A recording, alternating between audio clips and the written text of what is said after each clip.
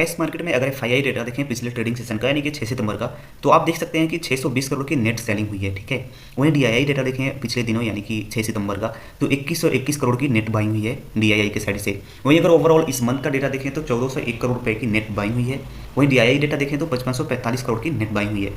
अब आपके मन में सवाल आ रहा होगा कि अगर ये बाइंग हुई है तो फिर मार्केट गिरा क्यों।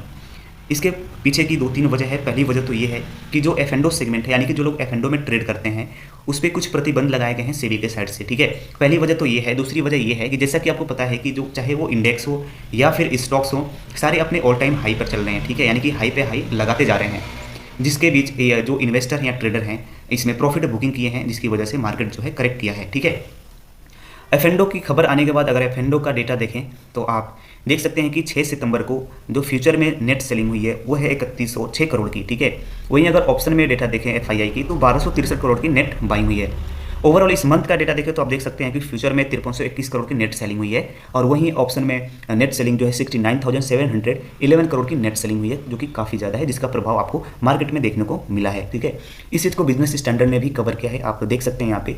This came after investors engaged in profit booking today following a recent rally that drove the Sensex and Nifty to new high this week. ठीक है, यानी कि जो मार्केट में काफ़ी प्रॉफिट बुकिंग आई है, जिसकी वजह से मार्केट करेक्ट किया है।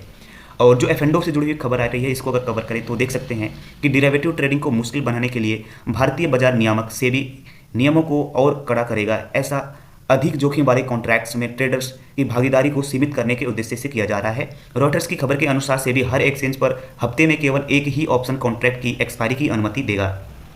जैसा कि आपको पता है कि हर हफ्ते आपको 3 से 4 एक्सपायरी देखने को मिलती है। ठीक है, जिसको अब सेबी कम करना चाहता है। ठीक है, यानी कि अब हफ्ते में आपको एक ही एक्सपायरी देखने को मिल सकती है आने वाले समय में। ठीक है, इसके अलावा न्यूनतम ट्रेडिंग राशि को भी लगभग 3 गुना बढ़ाया जा सकता है, यानी कि जो आपकी जो लॉट साइज है इंडेक्स के, उसको भी आने वाले समय में बढ़ाया जा सकता है। ठीक है, उसके बाद अगर बात करें, नियमों का प्रस्ताव जुलाई में रखा गया था और तब ट्रेडर्स और ब्रोकर्स की ओर से काफ़ी विरोध देखने को मिला था। हालांकि विरोध के बावजूद इन्हें लागू किया जाएगा, यानी कि इस नियम का जो प्रस्ताव रखा गया था जुलाई में रखा गया था इस साल। ठीक है, और तब ट्रेडर्स और ब्रोकर्स जो इसका विरोध किए थे कि ये नियम जो है नहीं लागू होना चाहिए। हालांकि इसके बावजूद भी जो सेबी है इसको नकारते हुए इस नियम को लागू करने की बात कर रही है। ठीक है, खबरों के अनुसार सेबी मार्जिन की बढ़ती जरूरतों और इंट्राडे ट्रेडिंग पोजीशन को मॉनिटर करने के प्रस्ताव की समीक्षा करेगा। नियामक के कदम इसलिए उठा रहा है क्योंकि फ्यूचर एंड ऑप्शन ट्रेडिंग में खुदरा निवेशक काफ़ी जोखिम उठा रहे हैं और अपनी सेविंग को यहाँ झोंक रहे हैं। ऐसे कई मामले सामने आए हैं जहाँ एफएनडो में ट्रेडिंग करते हुए ट्रेडर्स कर्ज में दब गए हैं।